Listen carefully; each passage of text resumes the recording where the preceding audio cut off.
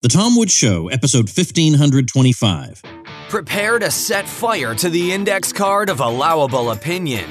Your daily dose of liberty education starts here. The Tom Woods Show.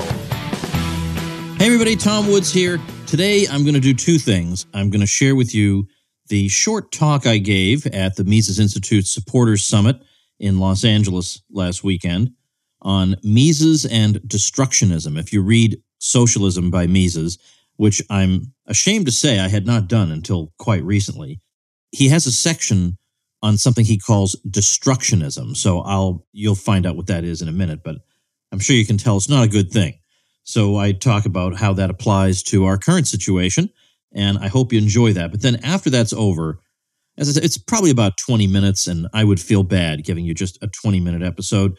So I have a few more things to tell you after that is all over. So do not switch to some other program hosted by some other libertarian. No. You just hang on for a minute. I got a little bit more to tell you after this recording, which I hope you enjoy. Here we go. Our next guest, most of you already know, Tom Woods. What can you say about Tom?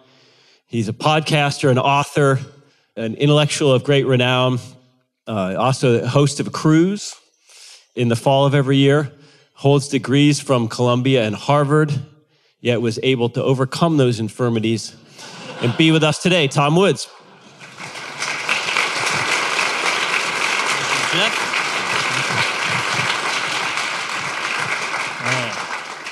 All right. Peter Klein was saying that some people have said that we should call it the Rothbart Institute, but one way you know this is not the Rothbart Institute is there is no way we would have started an event with an 8:30 in the morning breakfast with a Rothbart Institute. No way. You'd be doing it without Rothbart, that's for sure. Michael actually reminded me just now in his talk of one of my great memories with him years ago, probably early part of this decade. He and I were speaking at some kind of a Tea Party event. We were the only two real speakers at it in Topeka, Kansas. Having lived in Topeka, Kansas in my previous life for 6 years, I can tell you that is not Ron Paul country. It's either progressivism or Mike Huckabee. There's nothing else. No third position to be found there. It's those two and those two only. But these folks wanted us to come talk about the 10th Amendment and nullification because it was the Obama years, and so you're allowed to be against the federal government in those years, according to these people. And I thought, what the heck, I'm glad to talk to any audience whatsoever. So Michael gets up and gives a talk similar to the one he gave now, but in which he posed it as a thought experiment. Because at that time, people were worried about increasing federal gun regulations. And the thought experiment was, imagine if the gun owners, in defiance of federal regulations, continued to do X and Y and Z. And suppose they defied them to this extent that this number of states declared that they would never allow the enforcement of whatever. And everybody's cheering and saying, yeah, that would be great. And Michael says, well, you know what? That kind of defiance is going on right now, except not with guns, but with weed. And everybody's in their seats squirming. Like, oh, no, we're wimpier than the weed people. But they loved Michael. They loved his arguments. They loved his decentralism. They loved the whole thing. And Michael sat down after that, and I think pretty satisfied with himself. I think he thought, there's no way Woods is going to one-up me on this one. I mean, I've really stuck it to these people.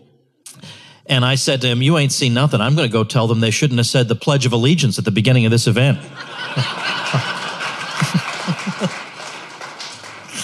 All right, I don't have that much time, partly because Michael went a little bit over, but I'm going to claim my full 20 minutes here.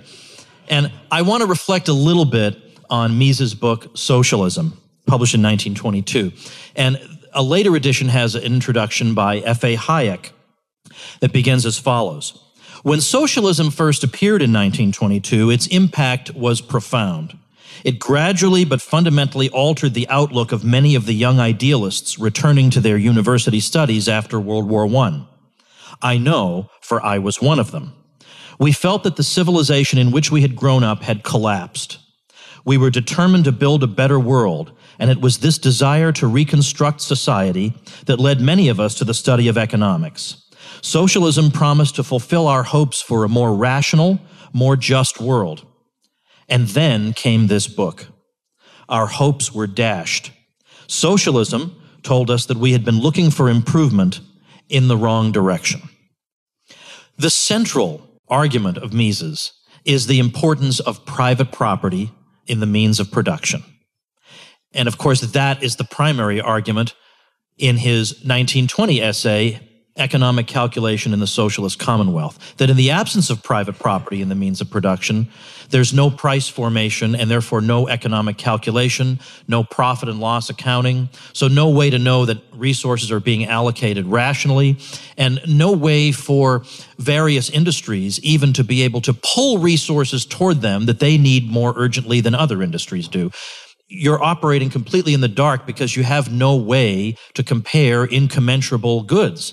How do you compare lumber and rubber in the absence of prices?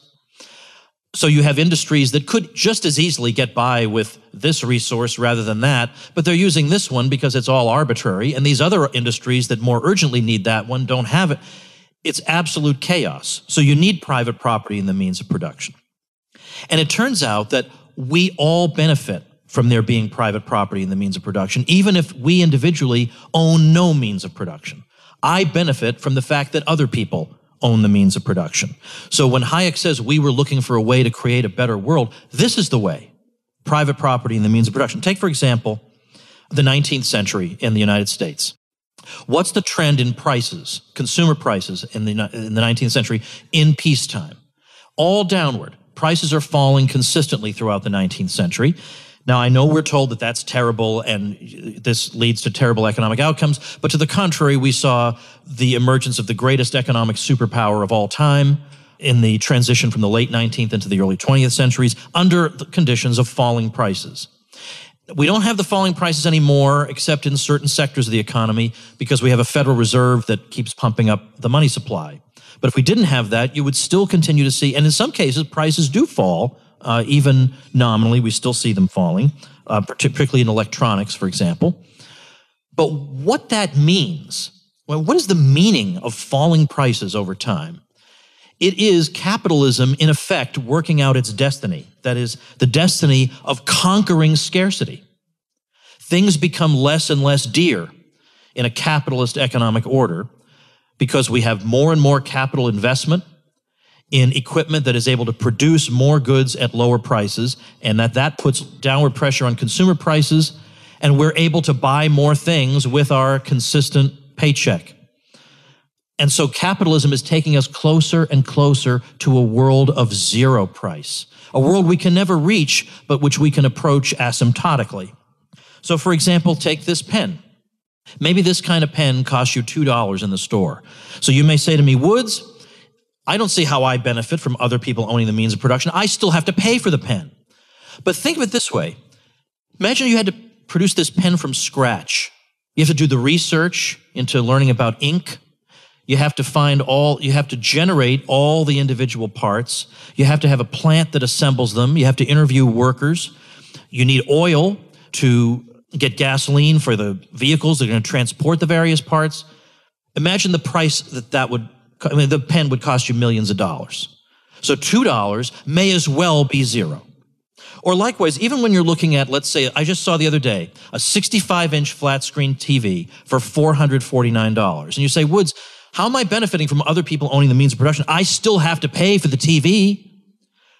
Imagine you creating that TV from scratch.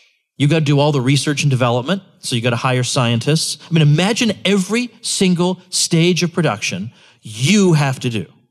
$449 compared to what that's going to cost you may as well be zero. We all benefit from living in this social and economic order, but we don't stop to appreciate it because we're not taught to do so. Mises uses an interesting word in socialism, and that is the word destructionism. He's so great with some of these words he comes up with. I love this. He says, socialism is not in the least what it pretends to be. It is not the pioneer of a better and finer world, but the spoiler of what thousands of years of civilization have created. It does not build, it destroys. For destruction is the essence of it. It produces nothing. It only consumes what the social order based on private ownership in the means of production has created. And then he goes on to say that this policy of destructionism means the consumption of capital. We have people in the United States today, people who are taken very seriously, who think that billionaires are people who have $1 billion that they just roll around in until it sticks to their sweaty bodies. They have no idea what this $1 billion is actually doing, or where it is, or the function that it plays. It can simply be confiscated, and we can spend it on things that we like. But that is simply capital consumption. That calls to mind Mises' example of somebody who tries to produce heat by burning his furniture. Yes, you will produce heat in the short run. That's true. You will. But you shouldn't deceive yourself into thinking that you've come up with a costless way, endlessly, of producing heat. And likewise for destroying capital, destroying the funds that maintain capital. And I'll get back to that in a few minutes. But I want to point out a really clear and obvious example of destructionism today at work. And that is the so-called Green New Deal. Now, we're all tired of hearing about this, but you're going to have to sit here for one more minute and listen. Because I had a fellow on my podcast, The Tom Woods Show, named Patrick Moore, who was one of the founders of Greenpeace. Now, today, the other founders of Greenpeace have desperately tried to scratch him off the founders list and claim he wasn't really one, but he was. They're just full of it. And he also headed Greenpeace Canada for a long time. So I had him on. He's kind of turned around in his thinking.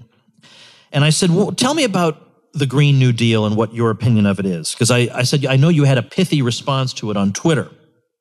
Here was what he said.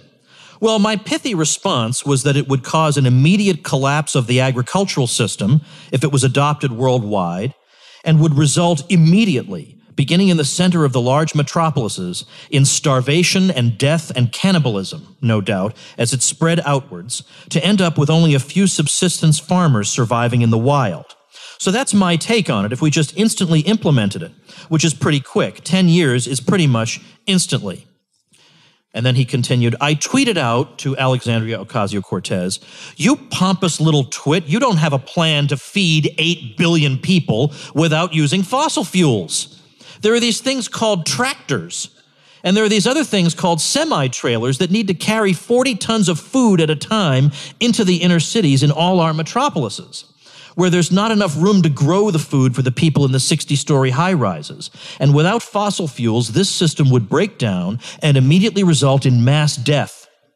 And in addition to that, if we quit fossil fuels tomorrow, there wouldn't be a tree left on this planet within a very short time. Is that the future we want for human civilization? To absolutely decimate the entire global environment for firewood to cook and heat our homes, which is what would happen with this many people. Now, what should we do about that? That's a separate question, and later in his discussion with me, he gives his answer. But what I want to do before I carry on is pause for a minute for a little audience participation time. No, don't worry, I'm not calling on anybody. But, you know, we all carry these little devices around, and at an event like this, everybody tells you to silence them, turn them off, throw them in the garbage, whatever. I'm going to do the opposite. I'm going to urge you to turn on your phone, and I'm going to give you something that I produced a little earlier this year. It's my AOC is Wrong ebook. I went through, thank you, every single, whether it's higher education, that should be free, or the Green New Deal, or the minimum wage, or Medicare for all, or more public housing, or whatever it is, this smashes to smithereens every one of these things. And I know in this room we think, yeah, we're against all those things. But if you're cornered by a progressive, are you really sure that you would have devastating arguments that would leave them intellectually limping away? Are you sure of that? Because if not, I got just the thing for you. And you can get it for free from your seat right now because of the technology capitalism developed. All you got to do is text a word to the number 33444. And I'm going to tell you what that word is to get this free ebook. It'll be emailed to you immediately. They'll get your email address from there. 33444. You just put the word, make it all one word, wrong AOC. wrong AOC. AOC, Alexandria Ocasio-Cortez. You just text wrong AOC, all one word, to 33444, and you'll get that free thing. You're going to love that.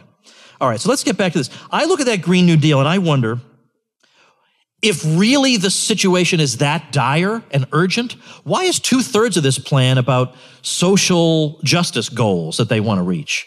If the world is going to end, I would say, social justice is very important, but the survival of the human race is even more important. So I wouldn't be saying, when we retrofit every building in America, it's important that at least 50% of the construction workers be Asian women or whatever. Who in his right mind would say that at a time like that? Look, we'll get Asian women into construction jobs once we save the planet. But right now, the urgent thing is that we not all die. Like, wouldn't you think they'd talk like that? That's why I don't believe them. Also, they lie about everything, so why would I believe them about this one thing? But also, before I started talking to Patrick Moore, I looked up what Greenpeace had to say about nuclear power, because I figured, this kind of solves the problem. What do they say about nuclear power? They describe nuclear power as a distraction from the real solutions to climate change. And I found that so revealing. They call it a distraction. Well, it can solve a lot of our problems without all the dislocation and revolutionary change. But if the point of what you're doing is dislocation and revolutionary change, then yes, nuclear power would be a distraction from that. Now, the other example of destructionism I want to give, and here I will trespass a bit into the extra time that I'm getting from Michael Bolden, is this. When I go on Twitter and social media, and I look at how the average voter who's voting for redistribution schemes justifies it, that average voter justifies it on the grounds that consumption is what makes the economy go. And if all these rich people are just rolling around in their money and it's not doing anything, this brings the economy down. Whereas if you give money to the average Joe, he goes to the store and buys things. And after all, isn't that what the economy is all about? Us going to the store and buying things? Okay, now, I can understand why people would think that. Superficially, it does seem like that's what the economy is. Dollar bills changing hands from one to another. But let's do a little thought experiment about this. Consumption is all we need to care about thing. Okay, consumption is where it's at. Let's stimulate consumption.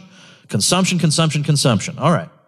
Suppose we have an unskilled laborer who was not driven out of a job by the $15 minimum wage. Okay, this is a lucky guy. All right, he's still working.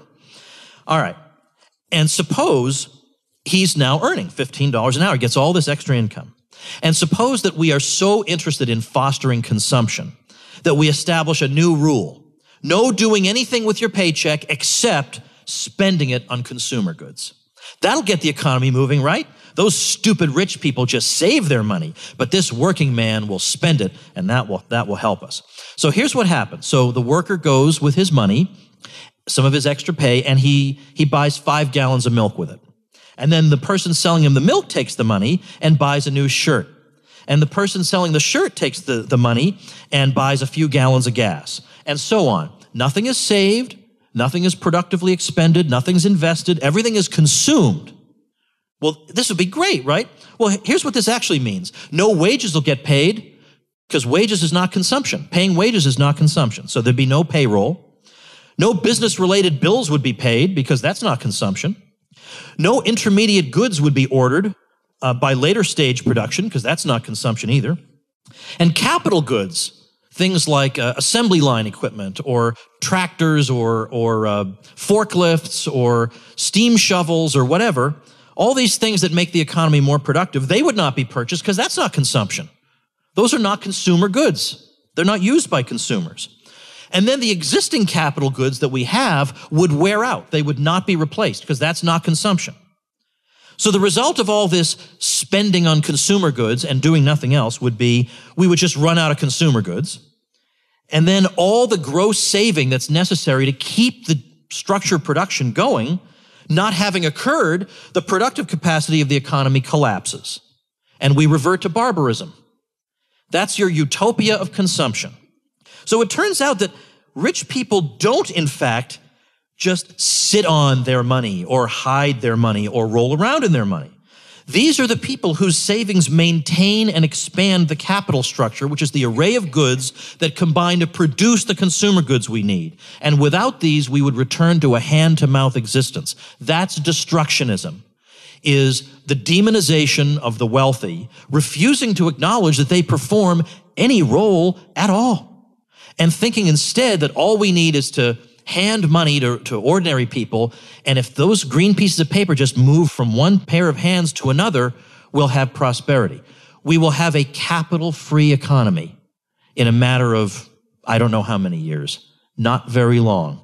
And that would be destructionism on the worst possible scale. So yes, the economy is more than just money passing from hand to hand in exchange for consumer goods. So today, it seems to me we have a fairly easy task ahead of us because we don't have to argue really complicated things. We just have to argue in favor of civilization itself because our opponents really, really don't seem to like it. Or they like it so little that they can't be bothered to learn enough about what sustains it to favor those things. So this is the fight we are in. This is not an exaggeration. In no way am I being melodramatic. We are the forces of civilization against the modern day destructionists. And I tend to think that on balance, most people, when this matter becomes clear to them, will favor civilization over destructionism. This is the fight of our time, and I cannot think of a group of people I would rather work with in this fight than the Mises Institute and its wonderful supporters, whom I appreciate so much. Thank you. All right, folks, I hope you enjoyed that. Now, as I say, I have another topic that I want to hit on. And before I do that, I want to remind you that chances are you are like me in that, especially because Woods has always given you more books to read. I got all these authors on, and that's where this extremely valuable app called Blinkist comes in. It's the only app that takes the key takeaways, the need-to-know information from thousands of nonfiction books, condenses them down into 15 minutes. You can read or listen to them that way. 8 million people are using Blinkist right now, and it has a massive and growing library. I like it because I can go on just a regular drive, half an hour each way, and in principle have consumed 4 books. And driving around is when I use it the most. Half the time I'm dropping my girls off somewhere, and then it's just me in the car. What am I going to do? So I use Blinkist to make sure I make the most of the time. Blinkist, by the way, is how I finally read The 4-Hour Workweek by Tim Ferriss. When I had him on the Peter Schiff show, I was just bluffing, I'll be honest with you. And I've also appreciated Getting Things Done by David Allen. Well, right now, for a limited time, Blinkist has a special offer just for our audience. Go to Blinkist.com/Woods to start your free 7-day trial. That's Blinkist, spelled Blinkist, Blinkist.com/Woods to start your free 7-day trial. Blinkist.com/Woods. All right, folks, so continuing on with episode 1525, I sent out an email to my list today about something I just saw on YouTube. It was an episode of the Jimmy Dore show. This is a great guy. I'd love to get this guy on the program. I don't know how I would do that, but I'd love to get him on. He's one of these people on the left that I can actually respect because he says things that, sure, he's able to build an audience with, but that are not going to make him popular with a lot of the mainstream left. And even some of the hard left is just not going to go for his content and style. But he's somebody who, for example, will watch David Stockman, whom you know from this program, Ronald Reagan's budget director, on Fox Business and say, wow, Stockman did a great job. Even though he's a Reaganite, he did a great job, and he stood up against these harpies who are shouting at him because he has unconventional views. I appreciate and respect that. So Dore is really, really great on the warfare state and how bad the Democrats are, and he'll even admit once in a while when somebody to the right of him is pretty darn good on the subject. So what I'm going to do, because I'd like you to see this thing, by the way, and now, of course, the best way to see it is to get on my list. I have tried everything. I've given away every ebook top. Oh, by the way, I have another one coming out soon. I got to finish that baby. I hope by next week we'll get that thing out to you. The Pentagon versus the Economy. I'll get that out to you. But anyway, head over to, let's see, AOCiswrong.com. That's a good ebook, and that gets you on my list. But anyway, I'm going to link at tomwoods.com/1525 to this video. And what it is, it's Jimmy Dore analyzing a clip from Maria Bartiromo's program on Fox Business, featuring David Stockman as a guest, along with the 4 panelists.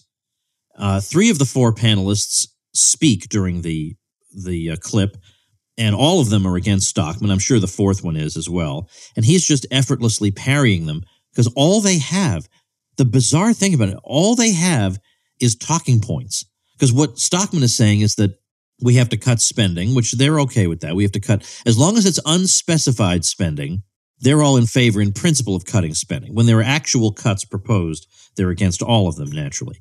But it's legitimate to be on Maria Bartiromo's program and say you want to cut spending. So she says, but what about the military? And he says, yeah, of course, obviously we need to cut the military. The increases in the Pentagon budget have been ridiculous. I mean, 40% since the height of the Iraq War. This is absurd. This is just a racket. And she pounces on him. And she uses the regime-approved word starved. This is the official word of the regime to refer to the military. Don't you know the military has been starved? So that's what you'll hear on all right-wing talk radio. You'll see it in right-wing blogs. The military has been starved. It's a word. It's like they all got together and said, we're going to use the word starved to refer to this. So she's going with the word starved. Now, yeah, obviously people who grow rich from the Pentagon's racket, they say it's been starved. And apparently that's good enough for her. By no means has it been starved. Compare the U.S. military budget to that of the entire rest of the world or the next 50 countries put together or whatever. And it's comparable. And that's starved, according to her. Meanwhile, in the maybe 9 or 10 years after 9/11, there was a $2 trillion increase in Pentagon spending over and above the baseline. There was a $2 trillion increase. And half of that went to pay for the wars, but the other half nobody quite knows what happened to. Because if you look at the Army, well, it had like a 7% increase, even though the spending on it was enormously inflated. We saw the number of, in certain categories of naval ships go down. In all these different categories, they had more money to spend and less to show for it. And her solution is more money to spend. Now, she would not accept that if it were education or any other area where they get a lot of money and they have zero to show for it. She'd say, well, why would we reward this? Exactly. But if you're David Stockman on Fox Business, you are to be ridiculed and condemned. Then there's a woman, I don't even know who she is. I don't want to know who she is. She's sitting there with her arms folded the whole time. She can't believe she has to sit here and listen to talking points that have not been approved by the New York Times or National Review or whatever, the spectrum of opinion. She cannot believe somebody with unapproved opinions is here talking to her, suggesting that there may be liars inside the U.S. government because Stockman doesn't believe the official story of half these interventions. And she can't believe that. And she, I know Colonel so-and-so who's over here, and you could talk to him about it all being a hoax. Like that's an argument. And as Jimmy Dore says, it's like she's personally offended by this. She's just a person. Like, what does this have to do with anything? Why is she so upset about it? And so Stockman just continues to stand his ground. She has you think I'm making this up? Watch this woman. She's the one on the far left of the screen. She just continues on. She has no evidence, no arguments, no facts whatsoever. Her outrage alone at having to endure unapproved opinions is supposed to be enough to make us change our minds. And yet there are some of us who think that her mere ex cathedra opinion is not quite enough to make us rethink our positions. So it's worth watching. So again, TomWoods.com/1525. I insist you go over there and watch this. And I don't insist on too many things. I'm insisting on this. There are 3 reasons that you need to see it. First, it's great to see David Stockman standing his ground. Now, it's tremendous because I think David is better now than he was when he was in the Reagan administration. I think he's harder core. However, you should know that he was even anti-war as a Republican in the late 1970s when he first ran for Congress. Now, that was a lonely time. You had Ron Paul, and you had nobody else. He was against the Vietnam War. So I remember when I asked him this, when did you become anti-war? He was always anti-war, even as a Republican. And they tried to use this against him in his congressional run in the 70s, and it didn't work. So it's not like he's gotten better on, I think he's gotten better on the Fed, and he's gotten better on just his overall feelings about the regime. He's much, much more anti-establishment now than he was then. But the great thing about David is he's always been good on war, even when it would hurt him politically. He's never, ever been in favor of this stuff. So that's the first thing. To see somebody like David in action is refreshing for us, and it's encouraging to us. Secondly, because I think it's interesting for you to see what Soviet state television must have been like, because it would have been just like this, just empty slogans and talking points, except on Soviet state television, there wouldn't have been a David Stockman, or he would have been executed afterward. And then thirdly, you just got to hear this commentary by Jimmy Dore. I had somebody write to me and say, I could have used without the Jimmy Dore portion. I disagree completely. I was laughing out loud. I loved this guy. He was just great, talking about the absurdities of the people on the panel. So you're definitely going to appreciate it. So I'll link to it at tomwoods.com/1525. I also have it's not a very good shortcut, but a little shortcut. tomwoods.com/Stockman Hysteria takes you directly to the video. tomwoods.com/Stockman Hysteria. So that is that for today. Whew. Okay, now you think, let's say I worked 10 minutes today and I'm exhausted. So I got to get going. Thanks for listening, everybody. We'll see you tomorrow. Become a smarter libertarian in just 30 minutes a day. Visit TomWoods.com to subscribe to the show for free, and we'll see you next time. Like the sound of The Tom Woods Show? My audio production is provided by Podsworth Media. Check them out at podsworth.com.